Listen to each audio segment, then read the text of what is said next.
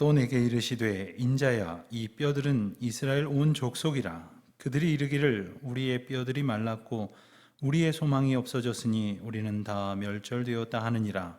그러므로 너는 대언하여 그들에게 이르기를 주 여호와께서 이같이 말씀하시기를 내 백성들아 내가 너희 무덤을 열고 너희로 거기에서 나오게 하고 이스라엘 땅으로 들어가게 하리라. 내 백성들아 내가 너희 무덤을 열고 너희로 거기에서 나오게 한즉 너희는 내가 여호와인 줄을 알리라. 내가 또 내 영을 너희 속에 두어 너희가 살아나게 하고 내가 또 너희를 너희 고국 땅에 두리니 나 여호와가 이 일을 말하고 이룬 줄을 너희가 알리라. 여호와의 말씀이니라. 아멘. 어느 시대나 그랬지만 언어는 새롭게 창조되어 갑니다. 이전에 사용되지 않았던 말이 나오기도 하고 또 전혀 뜻도 짐작이 안 되는 신조어들도 등장을 합니다. 그런데 그 가운데에 이전에 있던 말들을 줄여서 쓰는 경우가 있습니다. 주로 우리 젊은 세대들이 그렇게 많이 하는데 그러다 보니까 우리가 못 알아듣는 경우가 많이 있죠. 오늘 제가 하나 문제를 내보려는데 여러분 혹시 아시는 단어인지 한번 생각해 보십시오. 현타라는 말입니다. 현타. 손을 들어보시라고 하지는 않겠습니다. 이 말은 현실 자각 타임이라는 말의 줄임말입니다. 현실 자각 타임. 그러니까 내가 생각을 이렇게 하고 있었는데 실상은 그렇지 않고 그리고 현실은 또한 생각한 것과 다르다고 하는 것을 깨닫는 순간 이것이 바로 현타입니다. 물론 비슷한 말이 없었던 것은 아닙니다. 상황 파악을 한다고도 말을 하기도 하고 분위기 파악을 잘 못한다고 혹은 흉을 보기도 하는 의미가 비슷하기도 할 것입니다. 우리가 모든 상황 속에서 지금 이게 어떻게 돌아가고 있는 것인지 여기서 내가 무엇을 깨달아야 하는지를 바르게 정확하게 깨닫는 것은 너무나 중요합니다. 그런데 눈에 보이는 것뿐만이 아닙니다. 이것은 영적인 면에서 더욱 그렇습니다. 눈에 보이는 대로 듣는 것이 아니라 내가 알 만큼의 정도에서 판단하는 것이 아니라 과연 이것이 하나님의 주권 가운데 어떠한 의미를 가지고 있는 것인지 나는 이 가운데 무엇을 행하며 어떻게 살아가야 할 것인가를 깨닫는 것은 너무나 중요하다 하는 것입니다. 만약에 우리가 이것을 바로 깨닫지 못하면 우리는 여러 가지 불신앙적인 현상이 우리에게서 나타날 수밖에 없습니다. 예를 들면 불안해하기도 하고 염려하기도 하고 의심하기도 합니다. 그리고 하나님의 뜻을 구하려고 하기보다는 내 마음대로 행동하려고 할 때도 있습니다. 정작 해야 할 일에서 손을 떼고 어찌할 바를 모를 때도 있습니다. 그러다 보니 내게 주신 사명과 기회를 다 잃어버리게 될지도 모릅니다. 자, 과연 지금 내 눈앞에 펼쳐지고 있는 일들은 하나님의 주권 가운데에서 어떤 일입니까? 특별히 우리가 지금 겪고 있는 이 기가 막힌 세월들은 과연 어떠한 하나님의 뜻 가운데 있는 겁니까? 그리고 우리는 무엇을 해야 합니까? 주님의 은혜 가운데 깨달아가는 우리 모두가 되시기를 바랍니다. 주님의 은혜 가운데에 이 참된 하나님의 계시와 섭리를 발견해가는 우리 영화교회가 되기를 주님의 이름으로 축원드립니다. 오늘 본문 말씀을 보면 에스겔의 현타를 보게 됩니다. 사실 설교 제목을 에스겔의 현타라고 하려다가 이게 무슨 말일까? 그거로 인하여 고민이 너무 많으실까 봐 그렇게 제목을 잡지는 않았습니다만 에스겔이 지금 하나님의 인도하심에 따라서 상황 파악을 하고 있습니다. 현실을 자각하고 있습니다. 어느 날 하나님께서 에스겔에게 환상을 하나 보여주십니다. 오늘 말씀이 기록된 37장 1절 말씀을 보면 여호와께서 권능으로 에스겔에게 임하셨습니다. 그리고 에스겔을 데리고 골짜기 가운데에 두셨는데 그 골짜기에 뼈가 가득했다 했습니다. 그리고 그 뼈는 아주 많고 그리고 바짝 말라 있었습니다. 에스겔에게 하나님께서 보여주신 이 환상의 장소는 아마도 오래전에 큰 전투가 벌어진 골짜기였던 것으로 추정이 됩니다. 그곳에서 많은 사람들이 죽었고 또 그 시신마저도 제대로 수습되지 못했던 것 같습니다. 뼈들이 바짝 마른 것을 보니까 이미 꽤 오래 지난 시절 일인 것 같습니다. 그런데 주님께서 에스겔에게 이 장면을 보여주신 후에 이렇게 물으셨어요. 3절을 보니까 인자야 이 뼈들이 능히 살 수 있겠느냐? 그때에 에스겔은 대답합니다. 주 여호와여 주께서 아시나이다. 무슨 뜻입니까? 주님께서는 하실 수 있는 일일 뿐만 아니라 주님이 뜻하시면 못하실 일이 없다라고 하는 고백입니다. 사람으로서는 안 될 일이지만 하나님께서는 능히 살리실 수 있습니다 하는 현타, 그러한 올바른 상황 파악, 그리고 하나님 앞에서 이것이 무엇인지를 바르게 깨닫는 은혜가 그에게 있었습니다.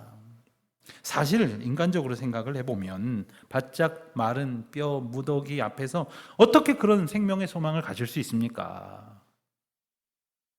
그러나 하나님 앞에 내가 있기에 하나님의 손에 이끌려서 하나님이 보여주시는 것을 보고 있기 때문에 생명의 주관자이신 하나님께서 능히 이 뼈들을 다시 살리실 것이라고 하는 올바른 깨우침을 에스겔은 고백하고 있었던 것입니다. 하나님의 능력이 아니고선 그 어떤 것으로도 이룰 수 없습니다. 인간들이 숭상하고 있는 그 어떤 우상이나 신이거나 능력자나 마술사라 할지라도 살릴 수 없습니다. 오직 하나님의 능력만이 이 일을 이루십니다 라는 고백이지요.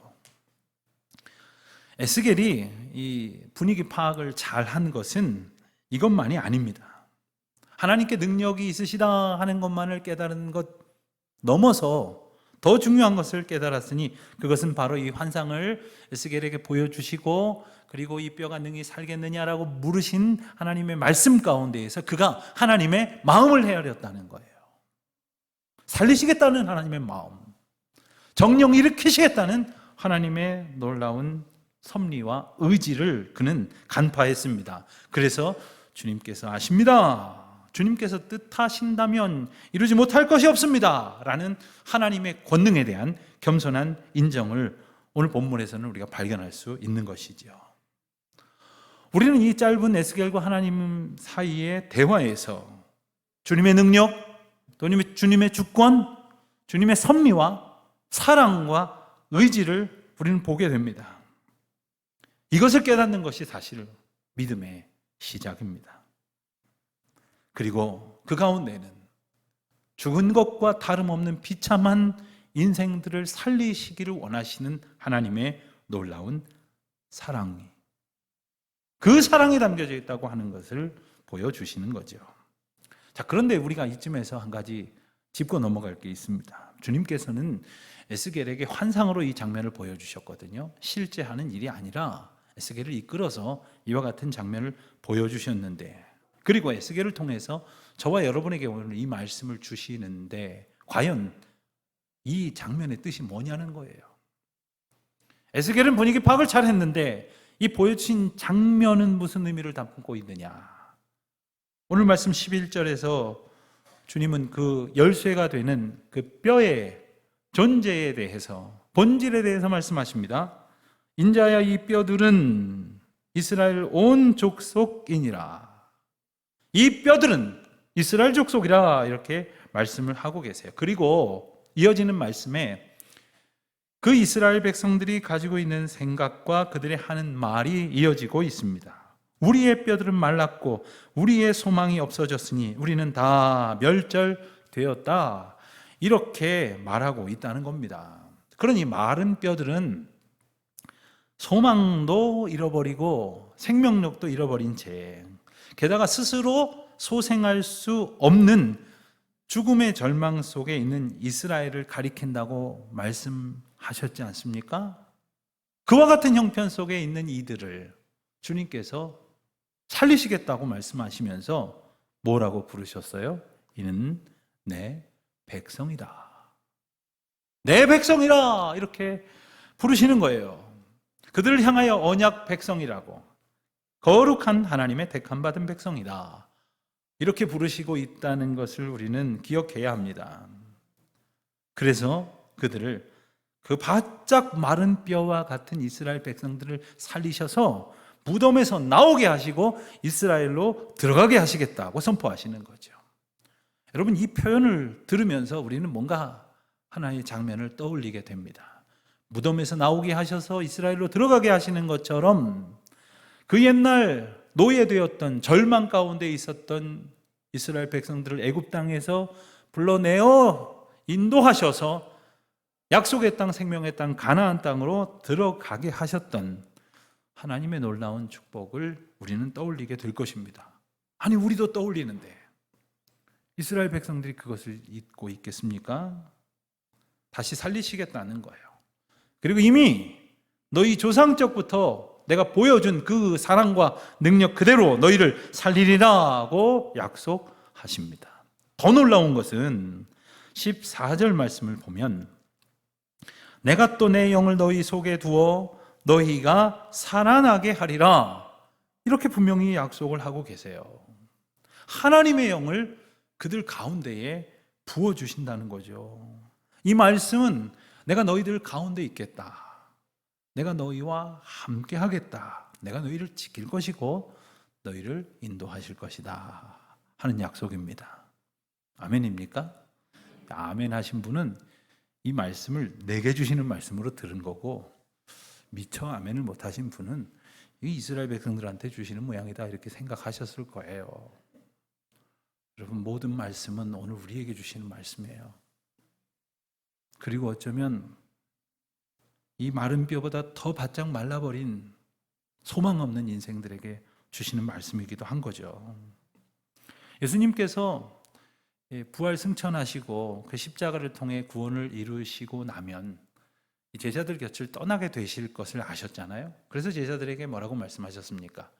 내가 보혜사, 너희를 돕고 너희와 함께하고 너희를 인도할 성령을 보낼 것이다 라고 말씀을 하셨잖아요.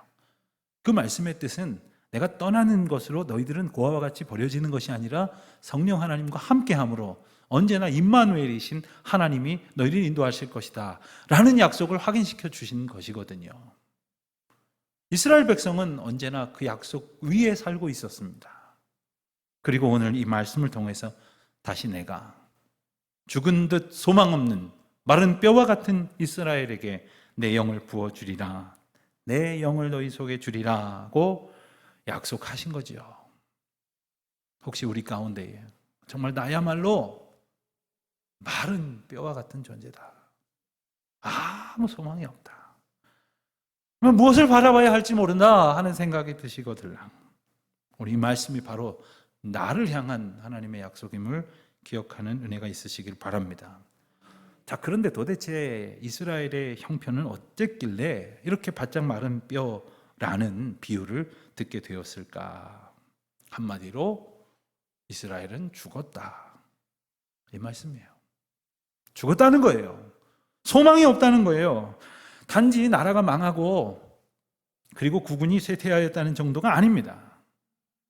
영적으로는 이미 완전히 죽었다는 것이고 오래전부터 회복될 기대와 가능성을 갖지 못한 채 극한 절망 가운데 놓여져 있다는 것을 분명히 말씀해 주시는 것입니다. 그런데 그와 같은 이스라엘에게 하나님께서 말씀하시고 생기를 부어 넣어 주심으로 그들이 다시 살아나게 하셔서 큰 군대를 이루게 하셨다. 여러분, 이 얼마나 놀라운 장면입니까? 요즘은 컴퓨터 그래픽으로 하도 희한한 걸 많이 봐가지고 별로 놀라지 않으시는 것 같은데 한번 생각을 해보세요. 그렇다면 우리는 반드시 짚고 넘어가지 않을 수 없는 것이 하나 있어요. 도대체 이스라엘은 어떻게 하다가 이렇게 바짝 마른 그런 뼈 같은 그런 상황이 되었을까? 우리가 조금 역사를 거슬러 가보면 이 에스겔은 바벨론이 유다를 침공했을 때 포로로 끌려갔던 사람이었죠. 그는 포로되어서 바벨론에 가서 사는 동안에 조국 유다가 망했다는 소식을 듣게 됩니다. 그리고 얼마 뒤에 그는 선지자로 부름을 받고 그 포로된 이스라엘 백성들 틈바구니에서 선지자로 활동을 합니다. 그리고 하나님께서는 그를 통하여 메시지를 선포하셨어요. 그 가운데 가장 중요한 것은 뭐냐면 무슨 죄로 유다 이스라엘 백성이 멸망하게 되었는가를 깨닫는 것이고, 그리고 하나님께서 돌이키실 것이라고 하는 약속과 그때까지 그 약속을 믿고 의지하며 견디어내라 하시는 메시지였습니다. 자, 어떻게 하다가 이렇게 망했느냐? 에스겔을 비롯한 많은 선지자들을 통해서 아주 명료하게 말씀을 하십니다. 하나님을 온전히 섬기지 않았다는 거예요. 여러분, 우리 지금 하나님 믿는다고 고백합니다. 그런데 정말로 온전히 섬기고 있는지는 주님의 주권 앞에 겸손히 비춰봐야 해요. 두 번째로는 하나님을 제대로 못 섬겼던 까닭에 지은 죄겠지요. 우상을 섬겼다는 겁니다.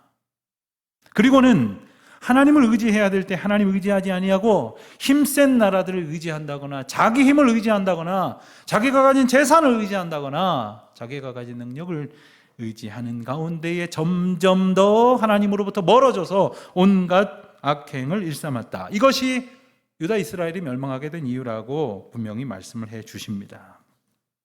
그래서 에스겔서만 하더라도 여러 곳에서 그 죄상을 지적하시는데 그 가운데 가장 대표적인 장이 22장입니다.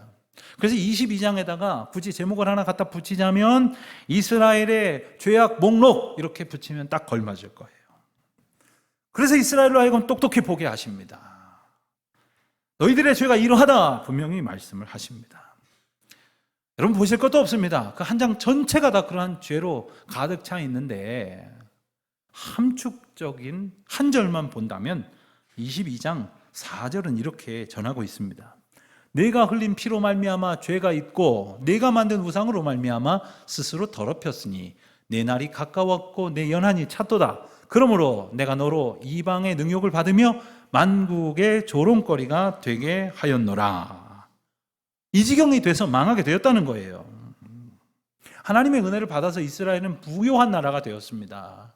모든 나라들이 부러워하는 그런 나라가 됐지만 그들은 그 힘을 가졌다고 남들 거 더 빼앗으려고 했고 여차하면 전쟁을 벌였고 그 피가 흘려지는 것을 불사하면서도 자기 욕망을 채우려고 했습니다. 하나님의 이름을 부르면서 하나님을 위하는 온갖 행위를 했지만 주님은 분명히 말씀하시기를 내가 기뻐할 것이 없도다 하셨습니다. 고관들은 고관들대로, 제사장들은 제사장들대로, 백성들은 백성들대로 모두 다 죄에 빠져 있었어요. 그렇게 모두가 다 점점 하나님의 은혜로부터 멀리 떠나버리고 말았습니다. 자, 하나님께로부터 떠나버린 사람은 하나님의 뜻에 합당하게 생을 살지 않아요. 사랑해야 할 부모를 멸시하고 또한 돌봐야 할 고아나 과부나 나그네들을 학대했습니다. 안식일을 거룩하게 지키기는커녕 더럽히고 성물을 업신여겨서 하나님의 거룩하심을 만홀히 여기고 말았습니다. 온갖 음란과 타락을 일삼았어요. 하나님으로부터 멀리 떠나버리니까 거룩한 것과 세상에 속하여 속된 것들을 구분할 능력을 상실하고 말았습니다. 자, 그 결과 어떤 일이 벌어집니까? 하나님의 뜻대로 살아가지 못하는 거예요. 여러분, 우리가 하나님의 뜻대로 살아가지 않으려고 해서 하나님의 뜻으로부터 멀어지는 게 아닙니다. 하나님 의지하지 않으면 무엇이 하나님의 뜻에 합당한 것인지를 분간하지 못하니까 실수하는 거예요. 실패하는 거예요. 범죄하는 겁니다. 더 큰 문제는 그러다 보니까 하나님을 온전히 의지하지 않게 되었고 아무거나 갖다 나의 복을 비는 우상으로 삼았습니다. 이스라엘 백성들은 주변에 많은 나라와 이렇게 접경하고 있었어요. 근데 그들마다 다 저마다의 우상을 가지고 있었거든요. 그러니까 저기다도 절해서 저 우상이 줄 것이라도 받고 또 저기다도 얻고 저기다도 얻고 아무 데나 가서 머리 숙이는 거예요. 동남아시아 같은 곳에 어떤 부족에 가서 전도를 해보면 의외로 예수님을 전했는데 순순히 믿겠다고 하는 경우가 있어요. 그래서 제가 너무 감격해가지고 이 전도가 이렇게 쉽게 되다니. 그래가지고 예수님이 십자가에 달리신 십자가 모형 같은 것을 기념으로 이렇게 건네주면 그걸 갖다가 자기네 집 벽에다가 이렇게 거는데 가만히 보면 온갖 게 다 걸려 있어요. 그들은 이것도 믿고 저것도 믿고 이 복도 받고 저 복도 받겠다는 거예요. 그런데 문제는 만군의 주이신 여호와 하나님을 아는 자들이 그러고 살아간다는 거죠. 주님을 만홀히 여긴 까닭에, 하나님이 하나님이신 줄을 잊어버린 까닭에 하나님 앞에서 절대로 해서는 안 될 죄를 짓고 말았던 겁니다. 뿐만 아니라 우리가 얼마나 하나님 앞에 소중한 존재인지도 모르고 그냥 썩어질 것들에 가가지고 엎드려서 절하고 빌고 있었다는 것이죠. 근데 우상을 섬기는 근본적인 이유를 본다면 그것은 무엇에다가 절을 해서라도 내가 얻고 싶은 것을 얻겠다는 탐욕으로부터 비롯된 거예요. 내가 원하는 것을 얻게만 해준다면 아무데나 가서 엎드리는 겁니다. 그것이 우상 숭배의 근본적인 원인이기에 우리는 이 욕망으로부터 자유로워질 수 있도록 주님의 은혜 앞에 늘 찬송하며 감사하며 주님께 영광 돌려드리는 삶을 살아가야 할 줄로 믿습니다.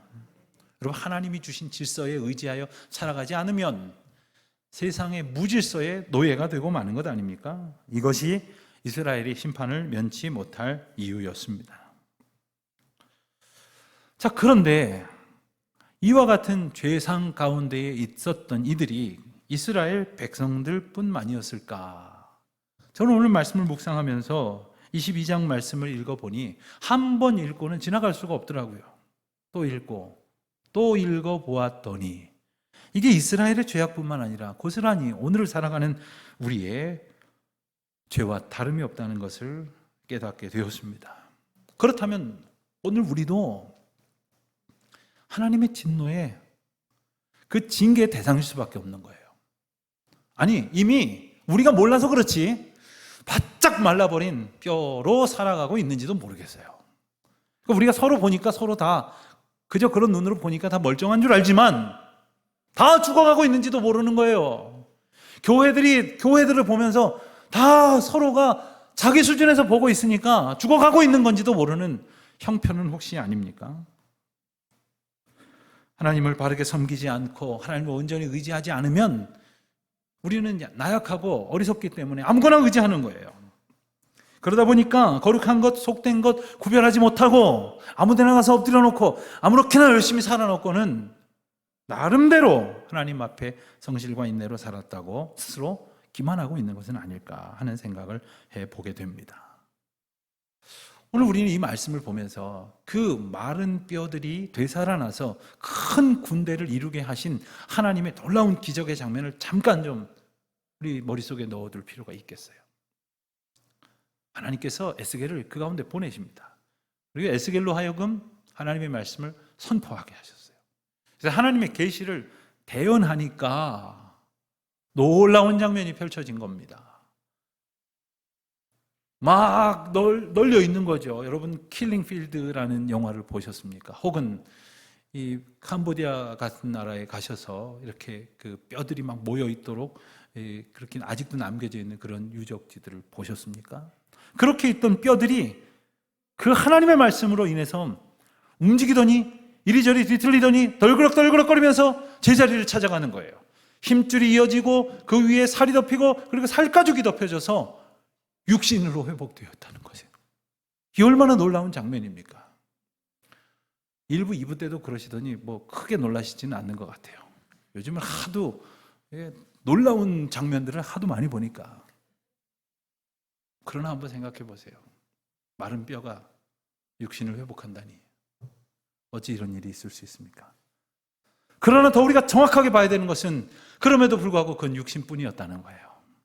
그 안에 여호와의 영이 들어가 있지 않으면 고깃덩어리에 불과하다는 거예요.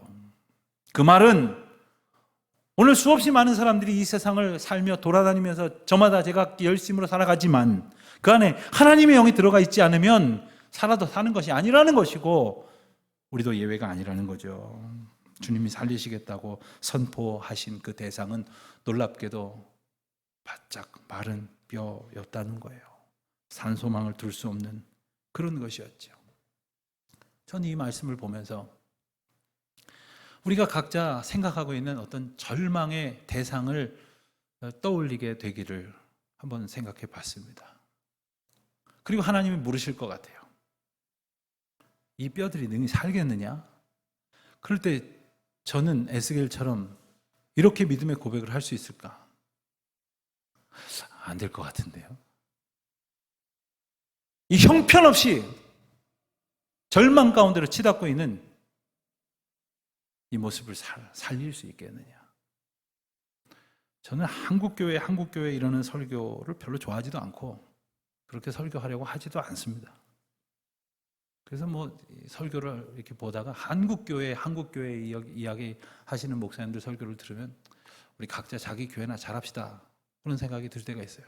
그러나 정말 이 조국 대한민국의 교회가 코로나나 이런 것 때문이 아니에요. 스스로 절망 가운데 들어가고 있는데 자각하지 못하고 있는 큰 문제를 갖고 있어요. 우리는 그래도 성전 안에 들어와 있다고 생각하고 있지만 지금 이 순간에도 성전으로부터 멀어져 가고 있는 수많은 사람들, 특별히 우리 다음 세대들을 생각하면서 애통해하지 않고 있어요. 그런데 그들을 향하여 오늘 주님께서 말씀하시는 거예요. 인자야, 이 뼈들이 살아나겠느냐? 그런데 우리가 그 질문 앞에서도 무감각하고 있는 것은 아니냐는 거예요. 사랑하는 성도 여러분, 주님께서 우선 우리 마음 가운데 물으십니다. 우리 마음을 살리시기 위해서 물으십니다. 우리 가정을 두고 물으십니다. 우리 교회를 두고 물으십니다. 이 사회와 이 나라와 이 민족을 두고 물으십니다. 이 뼈들이 능히 살겠느냐? 이제 주님의 은혜와 주님께서 말씀으로 살을 입히시고 그 코에 생기를 불어넣어 주심으로써 여호와 영이 임하게 하신 것처럼 주님의 거룩한 역사가 이루어지기를 기다리는 주의 자녀들, 주의 백성들 다 되시기를 주님의 이름으로 축원드립니다. 기도하겠습니다.